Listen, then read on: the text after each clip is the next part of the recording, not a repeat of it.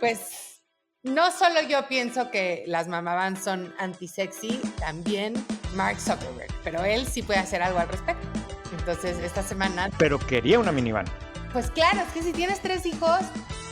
Y además yo creo, René, esto siempre se los digo a mis hijas, no sé qué opinas tú, que cuando tienes 3 hijos tienes que tener 4, porque si no estás...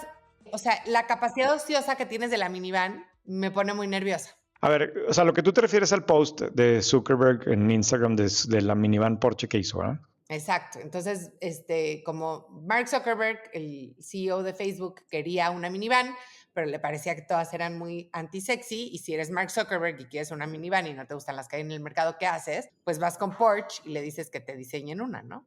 Sí, y puso ahí una foto, de hecho no es con Porsche, es con una empresa West Coast Customs que es muy famosa en California, que te hace productos a la medida, y puso ahí la foto de una camioneta Cayenne, la Porsche convertida en minivan. Es puro chiste, Carla. O sea, ¿tú crees que esa señora anda ella manejando una minivan o una camioneta Porsche? No hay manera. O sea, debe llegar con una caravana más grande que el Secret Service, va en un carro blindado con 40,000 guardias. There's no way que anda en una minivan. ¿Sabe? No sé, no estoy tan segura. O sea, yo que estuve muy cerca del mundo de Silicon Valley en muchos años, seguro atrás van 4,000 guaruras, pero la verdad es que yo no trabajaba en Facebook, pero cuando trabajaba en Google, o sea, Larry y Sergey iban caminando por Google como si nada. Una cosa es Silicon Valley, una cosa es Google y otra cosa es Facebook. O sea, después del 2016 Facebook cambió, es una entidad metida en temas políticos, increíblemente controversial. Mark Zuckerberg debe tener todo tipo de amenazas de la izquierda, de la derecha, de todos lados. Ahora, para mí lo que puso es que él está rehaciendo su imagen y ahora va a vender t-shirts y ahora diseña ropa, y pues diseñó también una minivan y se ve súper cool, le hizo una escultura a su señora y sí, a lo mejor la va a usar de repente para show, pero no hay manera que ella vaya a recoger a los niños en un kinder, a su kinder en una minivan. Es puro show, ¿verdad? Bueno, puede ser, pero a todo esto, la verdad, a mí como que me caía mejor el Mark Zuckerberg de antes. El geek, más que ahora el güey cool. Sí, la verdad que sí. Pero no me dejaste explicarte mi punto de por qué, si ya tienes 3 hijos, deberías de tener 4. Claro. A ver. Era importante. Entonces, ya compraste la minivan y ahora tienes la capacidad ociosa del cuarto asiento, porque vas tú y tu esposo o tu esposa adelante, y luego tienes a los 4 hijos y pues el hoyito ese para el amiguito. Pero, o sea, si no, siempre tienes un asiento vacío, y eso es, pues, desperdicio de recursos. Capacidad ociosa. Híjole, no sé qué decirte al respecto, porque bajo esa lógica también, pues tendrías que llenar la capacidad de cargo que tiene espectacular de puras compras cada vez que vas a Target, ¿verdad? Entonces tampoco me gusta tu idea de rellenar por rellenar. No, y aparte el cuarto hijo, imagínate, pobrecito, que le digas, mira, te tuvimos porque había capacidad ociosa. había un espacio. Sí. Oye, hablando de Porsche, no sé si viste, pusimos en White Paper el crecimiento en las ventas de Porsche en México. O sea, según los datos que le reportaron al INEGI, entre enero y, se venden bien poquitos carros también, no hacer tanto rollo, pero porcentualmente hablando, me sorprendió. O sea, entre enero y septiembre, ¿no?, que es el último dato, se habrían vendido 1,900 vehículos Porsche, específicamente la Cayenne, la camioneta como la versión minivan de Zuckerberg, más de 100% de aumento, y el 911, 470 unidades, o sea, 91% más que el año pasado. Wow. Sería interesante ver en qué estados. Seguro hay una concentración por diferentes estados. No, por supuesto, pero es un poco el tema de la crisis y que la 4T y que todo el mundo está bien nervioso y todo. No sé, Porsche vendió 56% más, ¿verdad?, en este periodo. Ahora, lo que dices es que las otras de lujo, Mercedes, BMW... sí, de hecho sí. El otro dato que nos sorprendió cuando sacamos todos estos datos es que como que las tradicionales premium, Audi, Mercedes, Acura, bueno, no tan tradicional, pero bajaron hasta 20% de las ventas, específicamente Audi. BMW se quedó prácticamente igual, pero ya hay aquí algunas excepciones. Por ejemplo, Lexus, pues que es nueva, chiquitita, está creciendo. Infiniti, pues chiquitita, está creciendo. Volvo creció un chorro, pero son bien poquitas unidades. Pero en todo esto lo que distorsiona esta parte del mercado es Tesla, porque Tesla no reporta y es muy probable que Tesla le esté robando participación de mercado a Audi, Mercedes y BMW. ¿No? Seguro, porque hoy en día es mucho más cool tener un Tesla que un BMW. Bueno, pues sí. Ahora, el otro dato, perdón, que ya lo hemos hablado mucho en este podcast, es que las marcas de China que reportan, que no son todas, ¿no? Pero que son MG, Chery, Jack, Motor Nation, etcétera, juntas vendieron casi 100,000 autos en este periodo. Como contexto, eso es prácticamente igual que Volkswagen, que históricamente ha sido una de las marcas más grandes en México y es más de lo que vendió Toyota. Claro, estás hablando de varias marcas juntas, ¿no? Pero bueno, ya es un monto significativo, ¿no? Pero me acuerdo que la última vez que vimos esto, MG estaba vendiendo más que Ford, entonces, Sí, no, y debe estar muy por encima. Pero también el caso de Ford, o sea, ahí estás hablando de una marca que vende muchísimo y una que ya no vende nada en México, ¿no? Al final es una decisión de producto que hicieron de salirse de los sedanes y lo que tú quieras. Pero bueno, todo esto, es por la minivan de tu amigo Zuckerberg, claro. Pues sí. Sí, mi amigo. Muy Le bien. mandamos saludos. Mandamos saludos a Zuckerberg. Vamos a los temas de hoy. A ver, yo quiero empezar ya sé que está un poco triado, pero es que vale la pena destacarlo. O sea, la semana pasada destacamos en White Paper cómo en varias de las llamadas trimestrales siguen las empresas de Estados Unidos o otros lugares destacando su desempeño en México, ¿no? Y ojo, yo no tengo tanto tiempo haciendo esto, pues cumplimos 4 años hace poco haciendo White Paper y desde antes pues, yo leo muchos de las llamadas trimestrales, me gusta mucho verlas. Era bien raro que destacaran México, pero fíjate, aquí hay un dato de McCormick, ¿no? Y dijo que México está contribuyendo de manera significativa a las utilidades, ¿no? Y están esperando mayor desempeño. Y luego en el caso de Puma, nunca había visto que Puma hablara con la llamada con analistas de México. I think it's very important that we understand that Mexico is one of our key countries. Tenemos un big business there and very profitable business, ¿no? Dijo el CEO en la llamada. Y luego el CFO... También, ¿te acuerdas? Hace poco Lululemon cuando habló de que iban a comprar las tiendas que habían... Iba a comprar la operación, claro. Y que porque veían un alto potencial. Yo creo que la diferencia más importante que yo veo de lo que estás diciendo es que las empresas de consumo masivo, no sé si lo mencionaban en sus reportes, pero yo que tuve el privilegio, la verdad, de servirlas mucho tiempo, México siempre era un centro muy importante, sobre todo de profitability. También de ventas, pero sobre todo de profitability. O sea, estás hablando de Procter & Gamble, Coca-Cola, Nestlé, Danone, etcétera. Siempre hablaban de México como un centro importante de rentabilidad. Lo que yo nunca había oído es, como tú dices, de otras industrias. Y aquí ya estás hablando de apparel, de indumentaria, pues sí. de tecnología, ¿no? Y no, eso pero sí tienes razón.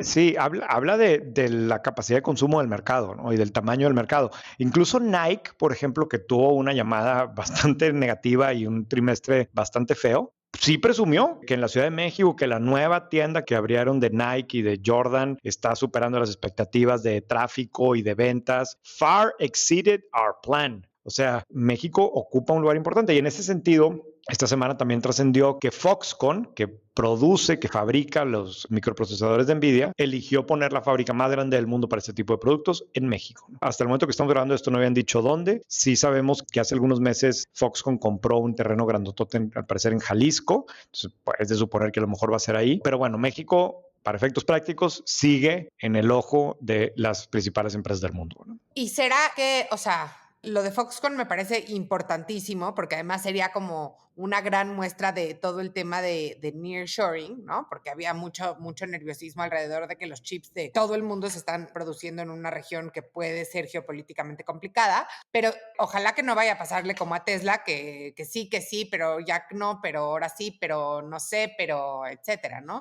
Por cierto, hablando de eso, ¿tú sabes en qué va lo de Tesla? ¿Siempre sí o siempre no? No, ahorita es no, o más bien, ahorita es después. El fin de semana pasé por donde está el terreno ahí, pues evidentemente no hay absolutamente nada, pero ahí alrededor hay varios desarrollos de vivienda nuevos y justo por curiosidad me metí a ver y todos dicen, no, bien cerca de la planta de Tesla, pero pues, la planta de Tesla no va a pasar, yo creo que en los siguientes 5 años, ¿no? Ahora, el caso de Foxconn es diferente, porque esta al final se oye medio feo que lo pongamos así, pero es como una maquiladora, ¿no? Y mientras Nvidia siga vendiendo y no parece que vaya a ser la excepción y los resultados de Foxconn, de hecho, trimestrales estuvieron sobresalientes, pues yo creo que sí es muy probable que se va a dar, ¿verdad? Pues sí, ojalá.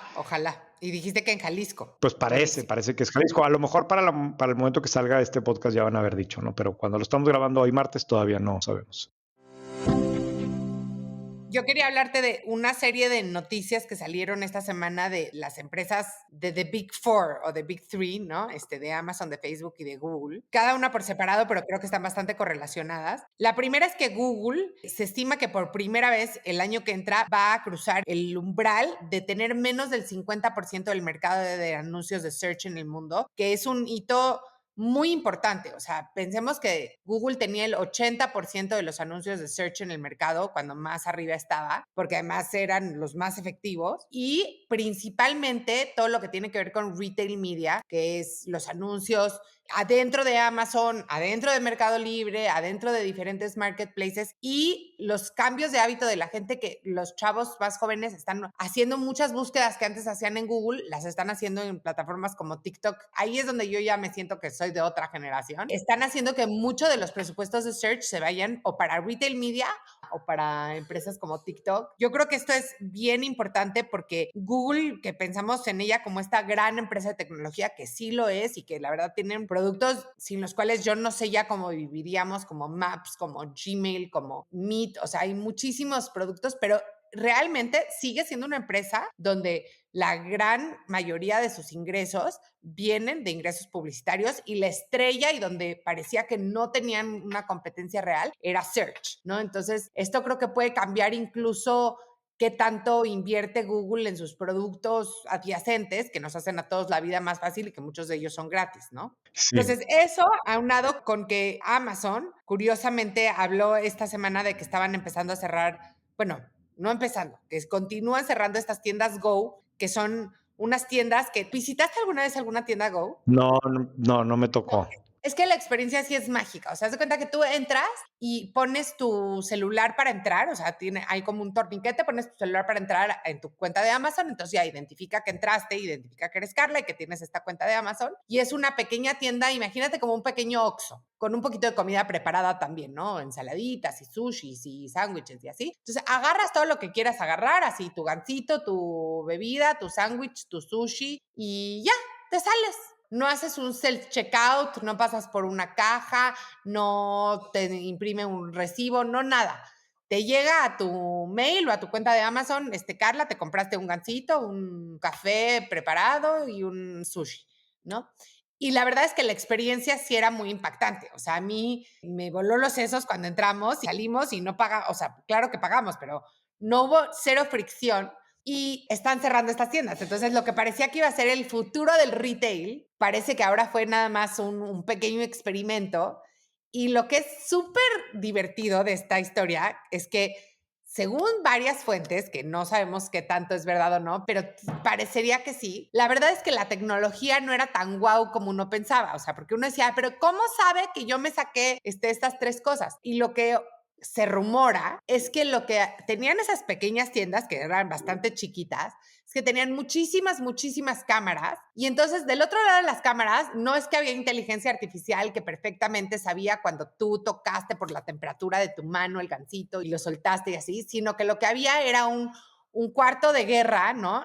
En países emergentes como la India, donde había a lo mejor 10 personas monitoreando cada tienda, y entonces te seguían con las cámaras y entonces decían, ok, yo le estoy dando marcaje personal a Carla y Carla ya agarró el gansito y ya lo soltó, entonces ya lo saqué del carrito, ya ahora agarró el chocorrol, no, ya no quiso el chocorrol, ahora quiere el sushi y quiere las papitas saludables. Y entonces no era tecnología, o sea, era más bien, creo que hay una manera de llamarla a esto, como el truco del turco, creo que se le llama. Yeah.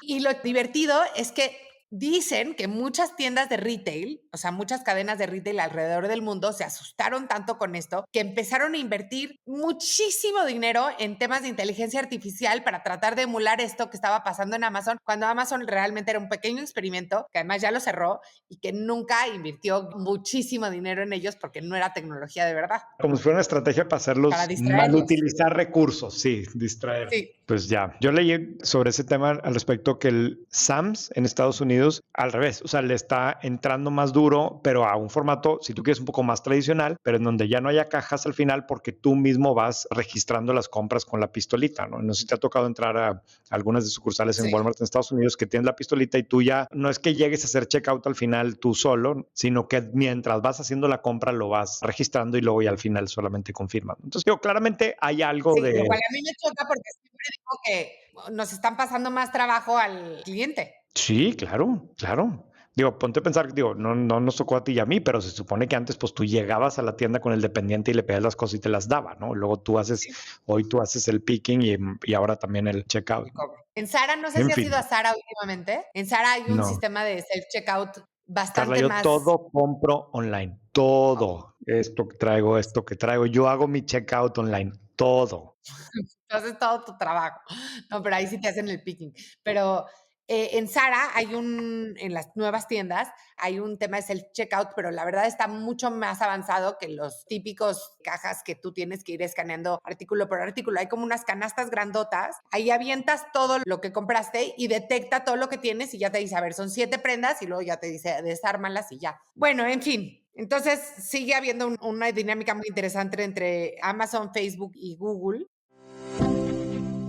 Para rematar, hablando de tecnología, tú me ibas a contar algo de Netflix.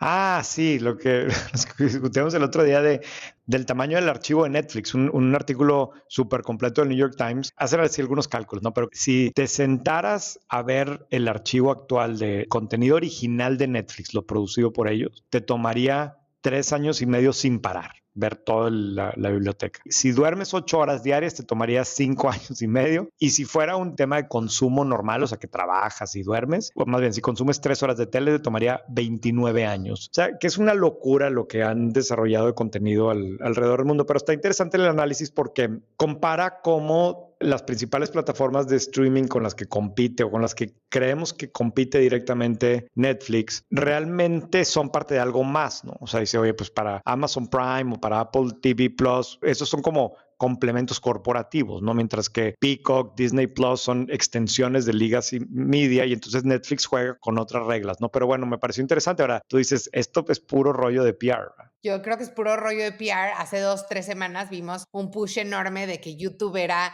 el rey absoluto y máximo de la sala, bueno, del televisor de la sala, porque estuvieron publicando como la gente lo que más ve en el televisor de la sala es YouTube. O sea, más que tele abierta, más que tele paga y más que cualquiera de estas streamers. Y entonces yo creo que este es un push de PR contraatacando diciendo, y si ves, no mencionan a YouTube, porque si hicieras la misma cuenta de cuánto te tardaría ver todo el acervo de YouTube, o sea, no acabas ni en 100 vidas. Sí. Y Netflix creo que a propósito se quiere despegar todo el tiempo de YouTube porque están pensando en abrir su negocio de anuncios y ahí el gran competidor no es ni Peacock, ni Disney Plus, ni ninguna de estas, ni Hulu, es absolutamente YouTube. Y YouTube, por el otro lado, digo, y esto es plena especulación, hay un artículo de hace como 5 años que hablaba de esto, de que YouTube debería de separarse de Google y ser una entidad por sí sola, porque tiene buen chance de competir con todas estas. Pero bueno, digo, ya sabes que mi corazón, así como está con McKinsey y está también con YouTube, que me parece una plataforma impresionante, pero yo creo que todo esto es puro PR para percepción del valor de la acción y de los anunciantes. Pues no sé qué decirte. O sea, hablando de PR, no sé si viste que Rappi otra vez está en Bloomberg con una nota muy larga, un análisis de Rappi Turbo. Claramente están preparándose para el IPO ahora, están haciendo ruido del IPO. En Ya, fin, Rappi, ya, por favor, ya es como Pedro y el Lobo. El día que lo saquen ya vamos a decir, ay, sí, ya por fin. sí. Bueno, a ver, cambiando de tema. Hablando de startups, CB Insights, que tiene siempre reportes muy interesantes de Venture Capital, sacó su reporte del Q3 de este año y la verdad es que la noticia es que desafortunadamente no hay muchas noticias. Se hicieron en México 22 deals por 256 millones de dólares. Digamos que no es el peor Q que hemos tenido, pero no se ve esta recuperación de fondeo que todo mundo estamos esperando. Hay que acordarnos que en 2021 teníamos quarters que había hasta 2 billones de dólares, bueno, 2,000 millones de dólares de inversión en startups, pero digamos, si quitamos el outlier de 2021, en 2022 el Q3 tuvo Bueno, ya más o menos, 292 millones, aunque Q2 tuvo 665. Lo que sí es que los deals más grandes son Story, con 105 millones de dólares, Credlix, que me decías que es una empresa más bien hindú, ya hablo como tú, más bien. ¿Se han dado cuenta que siempre dicen más bien? Credlix, que lo fundaron por 50 millones de dólares. Grupo Carolo, interesante que una empresa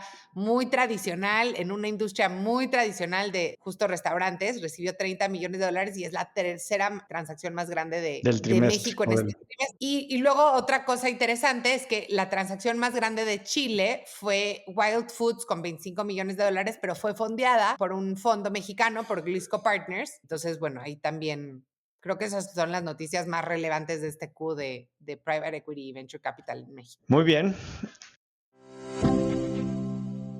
Simplemente por destacar otra nota, pusimos en white paper el tamaño del negocio de Caliplay, que es la empresa que opera Caliente Online o Caliente.mx, los casinos. Fíjate que yo tenía muchas dudas del tamaño de ese negocio porque imagínate lo que gastan en publicidad, o sea, en todos los deportes, por todos lados, o sea, debe ser el principal o de los principales anunciantes en México. Alguien me decía que las empresas de apuestas online, también en Estados Unidos, que tienen ya presupuestos de marketing, pues que compiten con las que históricamente han sido las más grandes, ¿no? Las de marcas de consumo y demás, ¿no? Hay una empresa que se llama Playtech, que está listada en UK, y esta empresa es la que crea, prácticamente que les maneja la plataforma tecnológica a todas las de las apuestas, tipo a DraftKings, a FanDuel, a muchas de estas, y también a Caliente.mx. Y según el reporte de Playtech, las ventas de Caliente en México pasaron de 532 millones de euros en el 2022 a 759 millones en 2023. Eso es un aumento como de 40 y tantos %. Pero todavía más notorio, que es un chorro, en un año crecer un crecimiento de ese tamaño, de esa magnitud en una empresa que con ese tamaño de ventas. Pero luego la utilidad operativa, según este reporte, pasó de 133 millones de euros a 223 millones de euros. Es como 90% de crecimiento.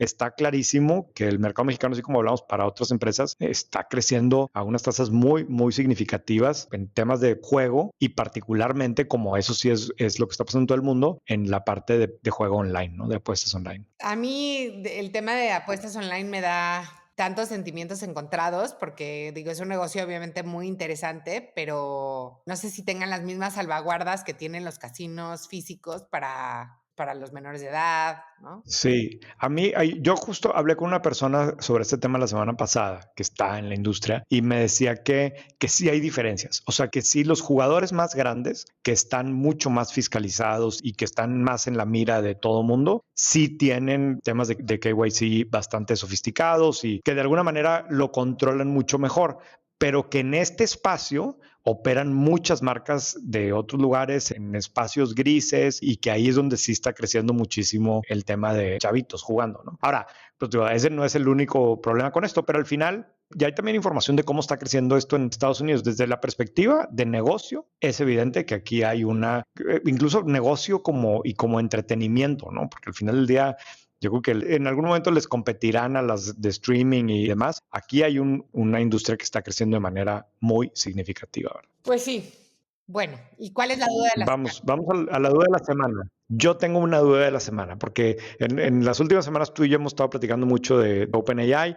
Yo en lo personal intensifiqué mi uso de ChatGPT para muchas cosas y realmente me ha servido bastante, no para todo, pero sí para muchas cosas. Pero en todo este hype, mi duda es si habrá ya alguna empresa en México que esté implementando AI a tal nivel que implique cambios en el organigrama. O sea, como que todo mundo dice, sí, nosotros y ya tenemos AI y las startups de AI y todo, pero alguien ya corrió gente gracias a ChatGPT y dice, ya, no necesito estas personas porque lo puedo lograr con ChatGPT, o al menos dejó de contratar gente porque lo hace con ChatGPT. Yo tengo realmente esa duda, o no sé si todavía estamos en la fase en que esto es más bien cool hablar de ChatGPT y decir que lo usas, pero para efectos prácticos, pues todavía está muy lejos de verse el resultado en el estado de resultados de la empresa, ¿verdad? ¿Cómo ves? Esta es pura especulación. Yo creo, como tú, que todavía no hay así sustitución, digamos. Creo que además hay todavía muchísimos mitos. O sea, hay muchas empresas que todavía no dejan usar ChatGPT a los empleados, en parte porque piensan que pueden, o sea, porque la versión pública es cierto que pones tu información en la web, entonces tienen temas de sensibilidad de información, pero creo que es más miedos infundados y desinformación que otra cosa. Pero sí, creo que todavía no. Pero a mí aquí lo que me encanta es una frase que escuché hace unos años, que es que tendemos a sobreestimar el efecto de la tecnología en el corto plazo y a subestimarlo en el largo plazo. Entonces, seguimos en los días muy, muy tempranos de esto y creo que va a ser como gradualmente y luego súbitamente, ¿no? O sea, va a ser de verdad de un... Ok, sí, CV Insights. Ok, ok. Todos vimos slide de CV Insights que cambió mi vida gradualmente y súbitamente. Exacto. Y coincido completamente contigo. Pero si a alguien ya le tocó o te ha tenido un caso cercano de reducción de personal gracias a la implementación de ChatGPT en México, escríbanos para contarnos.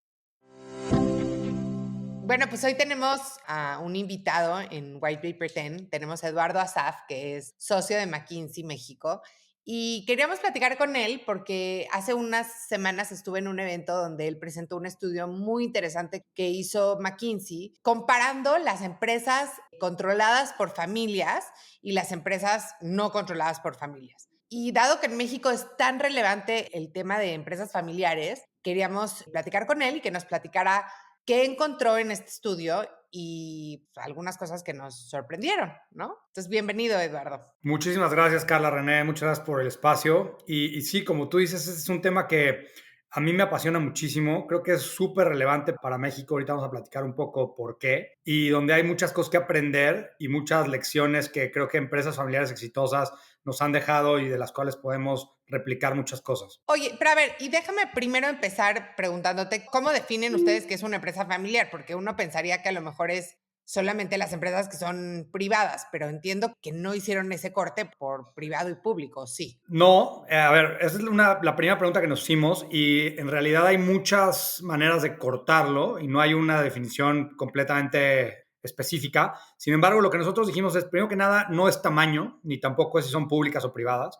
porque vemos que hay empresas familiares gigantes y hay empresas familiares muy chiquitas, también vemos empresas familiares públicas, privadas, por todos lados, ¿no? Entonces, nosotros creemos que la definición tiene mucho más que ver con el ownership y el control de la empresa. ¿Esto qué quiere decir? ¿Qué tanto porcentaje de la empresa posee la familia y qué tantos derechos de voto tienen dentro de la junta de accionistas? Entonces, la clasificación que nosotros utilizamos es que tienen que tener al menos 20% de las acciones y 20% de los derechos de voto, y de esa manera fue como los clasificamos, que aparte es una definición que está bastante aceptada en general por mucha de la literatura. Y que 20% no es, o sea, Tampoco es tanto, ¿no? es un ownership stake interesante, pero no es mayoría absoluta y estás diciendo que ni siquiera estás hablando de empresas que tienen estas diferentes clases de acciones para que la familia tenga el control absoluto. O sea, muchas de estas empresas, por lo menos teóricamente, no tienen el control la familia de lo que se hace. Aunque, digo, en la gran mayoría de las empresas que vimos, el resto está diluido, ¿no? O sea, el resto de la participación está diluida, entonces no es como que alguien más tenga el 80, ¿no? Entonces, sí, está más pulverizado y por eso sí tienen mucha influencia en la toma de decisiones respecto a las empresas. Bajo esta definición, pues prácticamente todas las empresas en México son familiares, ¿no? Quizás habría 10 públicas que están medio pulverizadas, pero pues prácticamente todas, ¿no? Incluso las más grandes públicas. A ver, y de hecho, con datos públicos, más o menos 80% de las empresas son consideradas en México familiares. Entonces, sí es un punto importante, René, y por eso creo que es tan importante entender qué hacen bien este tipo de empresas y cómo las puedes cortar. También después hicimos, y ahorita les puedo platicar con más detalle, muchos cortes por industria, por tamaño, por región, por distintas maneras de entender esto, pero al menos en la definición más básica de qué es una empresa familiar, así fue como lo concretamos. Oye, a mí una de las cosas que me llamó la atención, Eduardo, de tu estudio, es que dividieron a las empresas y vamos a poner el estudio. ¿Podemos compartir el estudio? Sí, claro. Vamos a poner el estudio. Entonces, hay una lámina donde dividieron las empresas por profitability, ¿no? Entonces, las que más, o sea, por cinco quintiles, creo, de las que más, el 20% que más gana, el 20% siguiente, así hasta el 20% que más dinero pierde. Y ahí compararon las familiares con las no familiares. Y lo interesante es que hasta las que pierden menos dinero las que son familiares que las que no son familiares. Sí, esa parte es súper interesante. Nosotros lo que hicimos fue rankear todas las empresas de la muestra según la manera en la que generan valor. Entonces, cuando tú haces este ranqueo de las 1,200 empresas que tenemos aquí, 600 familiares, 600 no familiares, te das cuenta de que hay un quintil, si lo partes en 5, hay un quintil que destruye valor. La parte en medio, digamos, los 3 quintiles en medio no generan ni destruyen valor, independientemente de que seas familiar o no familiar. Y hay un quintil hasta la derecha que es las empresas que sí generan valor. Entonces, a mí me parece impresionante, y esto, por cierto, se mantiene para cualquier industria, para cualquier país. Es un tema sumamente homogéneo en ese sentido. Entonces, esto me parece increíble porque 20% de las empresas están destruyendo valor, 60% no generan nada y solo 20% sí están logrando generar algún valor económico. Ahora, cuando partes eso por familiares y no familiares, al punto que mencionas, Carla, sí, en efecto, incluso las que pierden menos cuando son familiares y tienen este tipo de prácticas. Y parte del estudio y lo que hicimos fue enfocarnos en el quintil de hasta arriba, en el quintil que sí genera valor, para poder entender pues de dónde vienen las diferencias entre las empresas familiares y las no familiares. Ahora, en este quintil que sí genera valor, hay una diferencia en economic spread de más o menos 1 punto porcentual entre las familiares y las no familiares. Entonces, de ahí es de donde viene la idea de poder pensar cómo entendemos a profundidad qué están haciendo estas empresas diferente a las que no están generando este valor de manera sostenida. Ahora, este es un estudio que hicieron en 75 países y a mí hablemos de qué encontraron, pero me gustaría entender si en México más o menos se comportan de la misma manera las empresas familiares que en el resto del mundo. Sí, este estudio lo hicimos a nivel global.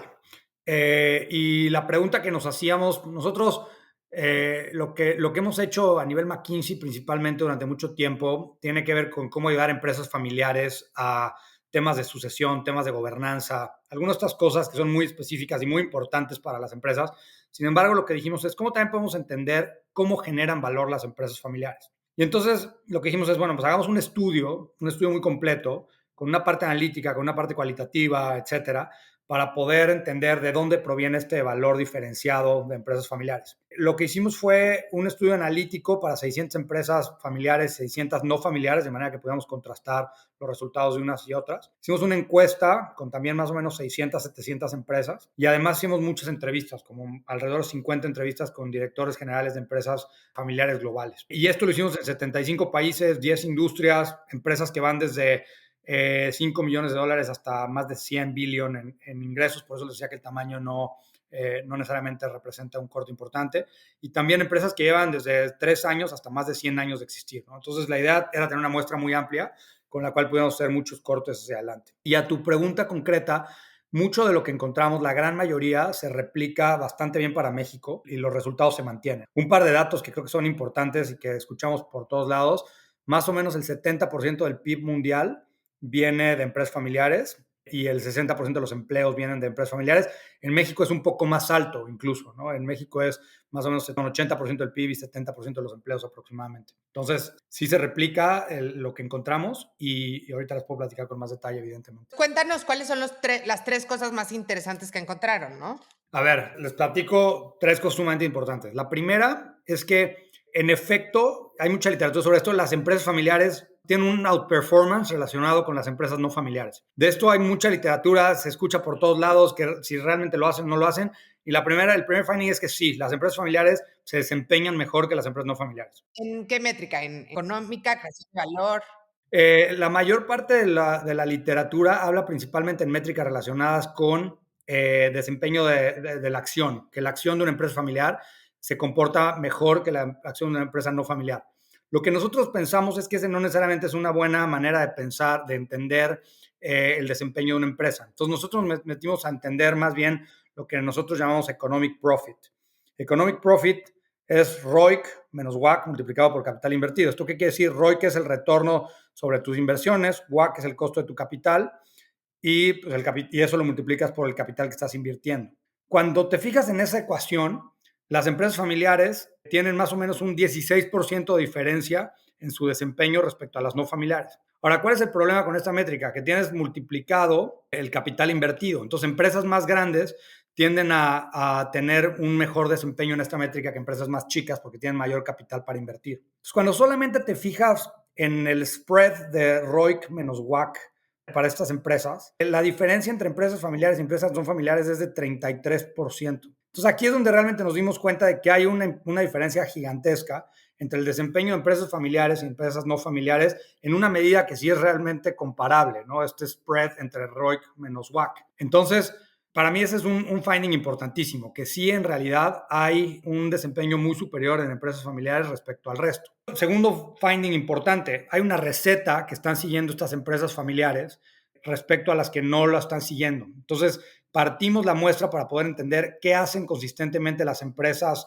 que están en esta parte alta del desempeño y encontramos una fórmula, le estamos llamando la fórmula de 4 mentalidades y 5 acciones estratégicas, que vemos que las empresas familiares que la siguen tienden a tener un mucho mejor desempeño. Entonces, esta fórmula realmente aumenta tus probabilidades de ser mucho más exitoso como una empresa familiar. A ver, estoy confundida. Sí. ¿Esto es correlación o cómo dicen? ¿Causalidad o correlación? Causalidad o correlación, ¿no? Sí.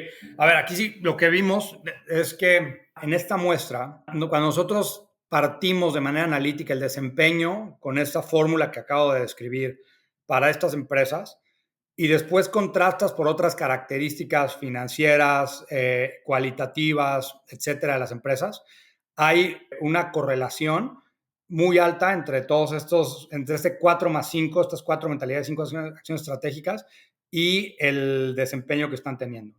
¿Y por qué? A ver, déjame hablarte de qué son estas 4 mentalidades y estas 5 acciones. Las 4 mentalidades que estamos viendo tienen que ver con cosas que están muy ligadas a la manera en la que opera la empresa y en la manera en la que transmiten lo que es importante para ellas, ¿no? Entonces, la primera mentalidad tiene que ver con propósito más allá de las ganancias. Entonces, aquí vemos que empresas que se desempeñan por encima del resto tienen una mentalidad relacionada con poder transmitir el propósito muy por encima de lo que tiene el resto. ¿Esto qué quiere decir? O sea, todas las empresas que entrevistamos ponían al menos en sus primeras 3 prioridades estratégicas transmitir a las siguientes generaciones los valores, el propósito, la misión de la compañía y lo que es realmente importante para ellos a nivel board y a nivel equipo directivo. O sea, no estaban pensando crecer la empresa para venderla y hacer un cash out. No, y de hecho es la parte de la segunda mentalidad, una perspectiva de largo plazo. Y esta perspectiva de largo plazo justo atiende al punto que dices, Carla. ¿Cómo realmente pienso en una empresa que va a sobrevivir, que va a tener mucho mayor probabilidad de subsistir en el tiempo? Y hay cosas específicas que vemos de estas empresas que aplican este punto en particular. El primero es el tema de dividendos. Tienen mucho menor tasa de dividendos las empresas exitosas que las no exitosas. Y esto habla de una perspectiva... Yo pensaría que es al revés, ¿no? No, porque si tú le estás pensando en una subsistencia a largo plazo, estás invirtiendo más, ¿no? Entonces, en lugar de estar sacando el dinero de la empresa en dividendos, lo estás reinvirtiendo para poder tener mayor crecimiento. Entonces, lo que veíamos es que la perspectiva de largo plazo está correlacionada con este punto en específico. ¿Por qué lo piensas tú al revés? Digo, y ahí sonreíste un poquito, René, entonces creo que tú sabes que lo pienso, a ver. Sí, yo creo que sí esta parte la separas en las familiares que son públicas y que van en la 3ª o 4ª generación, probablemente va a salir diferente, porque el primo que tiene el poder necesita mantener al resto de los primos contentos y les tiene que estar repartiendo dividendos, que es lo que hemos visto en algunos casos de empresas mexicanas, pero seguramente en el caso en que es una familia que todavía es privada, o que la empresa, perdón, todavía es privada y está en manos de control de una familia que está en la primera generación, o a lo mejor es más común que efectivamente que puedan tener un mayor control del resto de la familia sin necesitar sobornarlos con el dividendo. Sí, justo yo por ahí iba, ¿no? Cuando las familias ya empiezan a ser demasiado grandes y el control o el management, más bien, está en manos de una persona, bueno, no de una persona, pero de una rama de la familia, por lo menos lo que creo yo es que para que no haya presión de vender la empresa, pues tienen que darle una buena, o sea, porque si no eres rico en papel, pero no en la vida real, ¿no? Yo, aquí estamos contando puras cosas anecdóticas, ¿verdad? Ellos tienen los datos del estudio que hicieron. Tú y yo traemos puro anecdótico. Puro chisme regiomontano. No, a ver, es cierto. Y yo creo que hay, o sea, yo no estoy diciendo que no haya dividendos para los accionistas, ¿no? O sea, simplemente estoy diciendo que en promedio y con base en los datos, la tasa de dividendos es menor para las empresas que se desempeñan bien y principalmente está ligado con este enfoque de crecimiento, ¿no? Pero no quiere decir que no tenga, o sea, que los dividendos sean 0. De hecho, es más o menos un punto porcentual en cuanto a la tasa de dividendos, la diferencia entre las exitosas de las no exitosas. Y eso es lo que hace que pensemos en esta mentalidad de crecimiento a largo plazo, ¿no? Sí. Pero sí estoy de acuerdo que siempre hay contraejemplos y siempre hay algunos datos anecdóticos del opuesto, ¿no? Sí. No, y digo, creo que hace sentido en algunos casos también. Al final, digo, por lo que te entiendo, Eduardo, pues es un tema de si la empresa tiene dueño o no tiene dueño, ¿no? En el sentido más humano posible, ¿no? Está todavía la presencia de un dueño y se ve la personalidad, o se refleja la personalidad en la organización, o ya no, o simplemente, pues como le pasa a muchas de las empresas, de las multinacionales, de las empresas gringas más grandes que conocemos, pues ya termina siendo una empresa controlada por el management y bueno, pues eso tiene sus ventajas y sus desventajas. Incluso, Carla, me puedo pensar que ahorita que escuchamos a Eduardo, pues hasta cierto punto se parece al debate que teníamos la vez pasada, hace algunas semanas, con el Founder Mode, ¿no? En donde hay esta figura todavía presente en la empresa que va marcando un tema cultural y de estilo, y pues eso se termina notando en los resultados, ¿no? Esto me pone a cuestionarme cuáles de las empresas que yo creía que no son familiares, sí son familiares. Entonces ahorita googleé qué porcentaje de las acciones de Walmart son de la familia Walton y es mucho más de 20%, ¿no? Sí. Entonces, esta empresa gigante que tiene todas las prácticas de, no sé, de governance y que es súper seria y que tiene un management increíblemente profesional, etcétera, pero al final, en el corazón, es una empresa familiar. Correcto, y por eso arranqué diciendo justamente que la muestra es muy amplia y que la definición es muy variada en ese sentido. Walmart sí se considera una empresa familiar bajo la definición que nosotros metimos acá, y sí hay parte de la familia Walton que estaba metida pues justamente en el board, en la toma de decisiones y demás, aunque tenga un management sumamente profesional y hayan crecido de una manera gigantesca, ¿no? Sí, en el otro extremo tienes a los bancos. O sea, un JP Morgan o incluso un BBVA, pues eso, hasta donde yo entiendo, no hay ningún familiar como tal que tenga un porcentaje representativo y están en manos del management que la controla y aún así, pues quizás son excepciones de organizaciones que tienen desempeño muy, muy por encima del promedio, ¿no? Totalmente de acuerdo. En México, la empresa no familiar por excelencia, pues es Pemex, ¿no?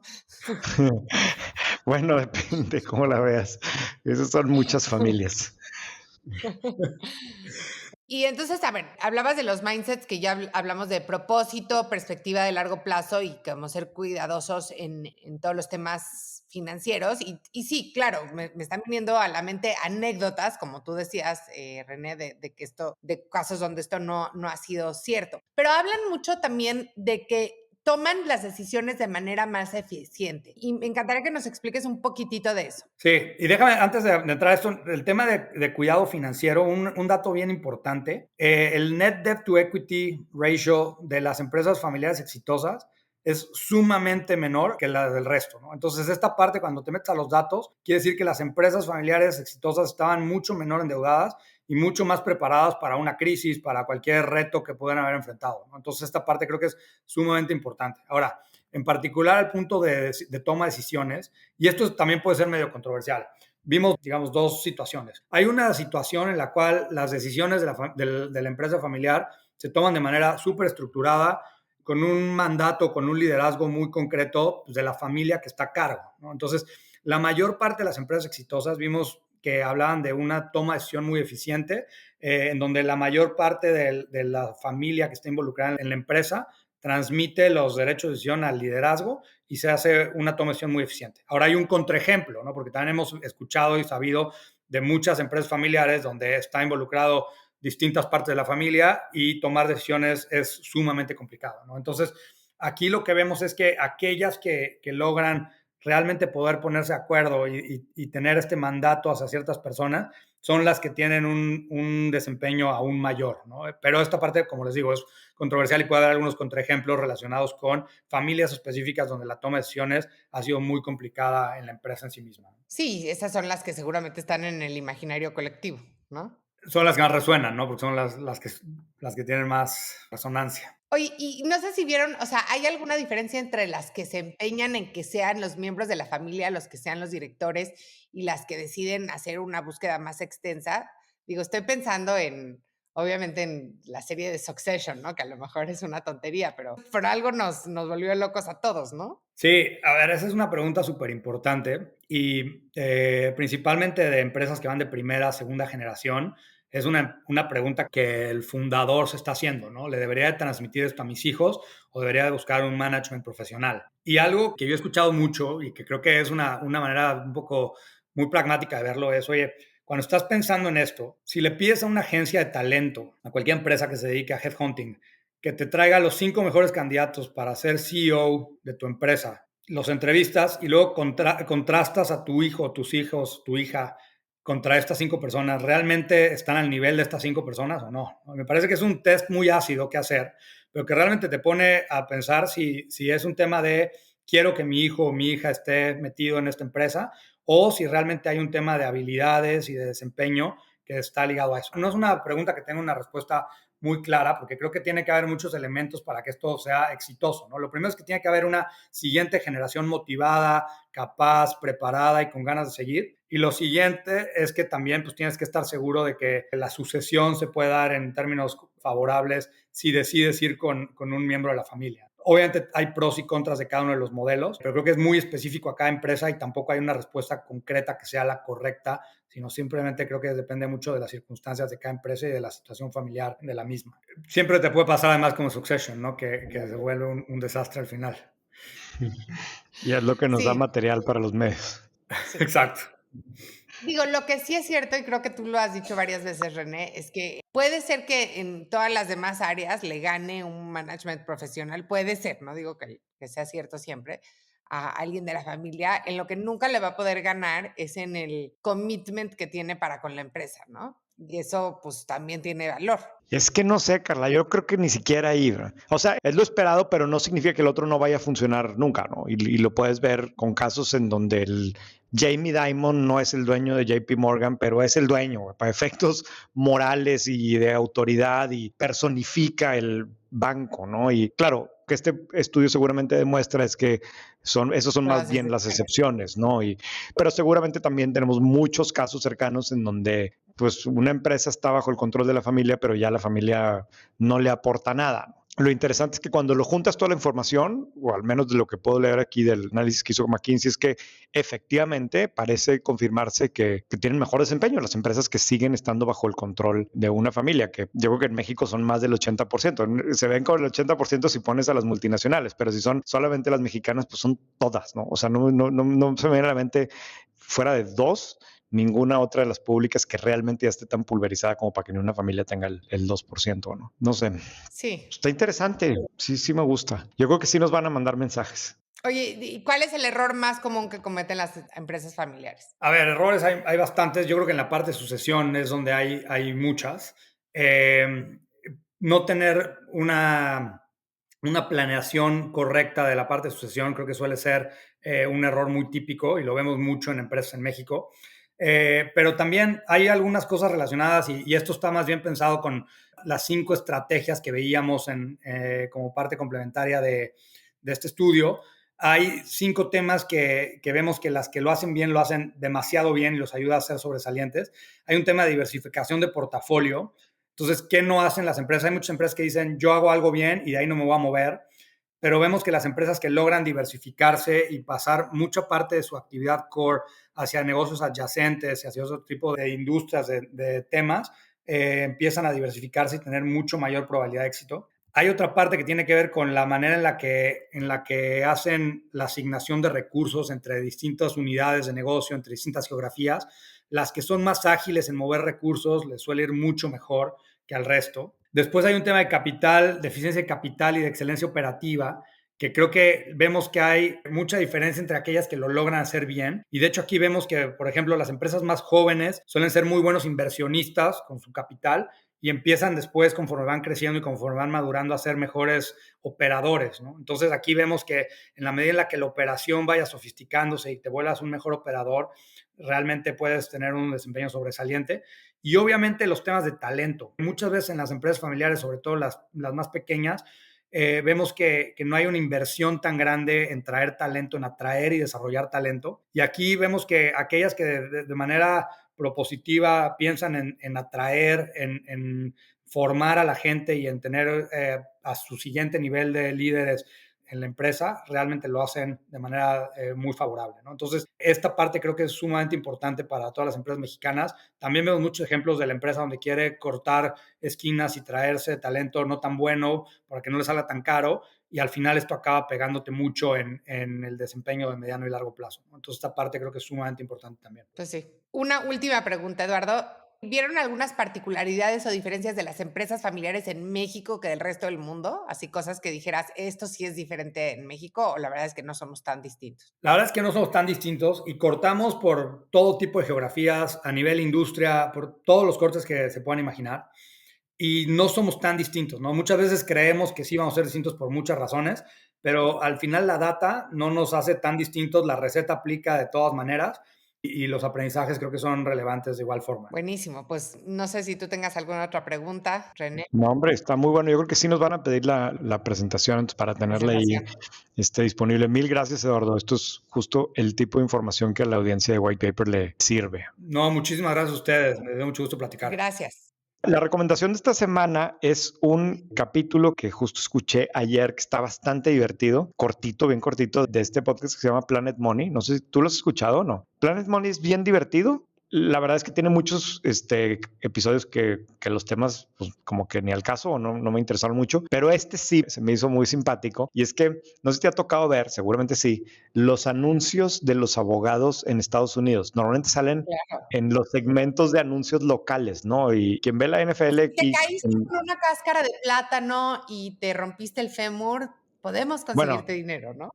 Y esos son los típicos de los panorámicos y así, pero hay unos que cuando ves los juegos de la NFL y usas la transmisión de Texas, hay un tipo que estoy seguro que algunos de aquí lo van a reconocer, que dice 444, que su teléfono es 444, dial 4, y todo es 4, y luego sale hablando en español, y es un personaje bastante peculiar, y luego hay otro que sale con un jet privado atrás, y luego sale en su jet otra vez acá, y en sus edificios con todo su equipo de abogados, y realmente se ha vuelto algo así como súper folclórico, algunos así como muy, muy chistosos, pero low budget, bien cañón, ¿verdad? Dirían mis hijas que da cringe. No, pero es que esto está en un nivel que ya no es cringe, es un nivel más allá del cringe, o sea, no lo puedes dejar de ver porque es como ridículos. Hay algunas que son producciones así como que las filmó la sobrina con un celular y hay otros que le meten mucha lana, pero esos son los que te dan cringe. La cosa es que es toda una industria, los anuncios de los abogados en la tele en Estados Unidos, y este podcast analiza por qué o de dónde viene, ¿no? Y resulta que había una prohibición, era ilegal que los abogados se anunciaran, ¿no? Y entonces cuenta la historia de los abogados que ponen una demanda y van a la Suprema Corte porque por su libertad de expresión, y está súper interesante, dura como 15 minutos, ¿no? Me pareció muy simpático. A todos los que han visto El abogado de 444 seguramente les va a interesar. Pues lo voy a ver. Planet Money, Planet Money, sí, aquí ponemos la liga en la descripción del episodio. Pues listo, Carla, te veo mañana en el evento de White Paper.